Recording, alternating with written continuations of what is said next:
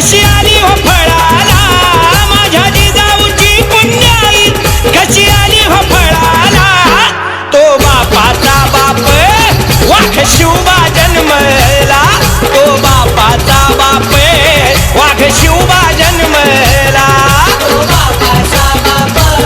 वाघ शिवबा जन्मला तो बापाचा बाप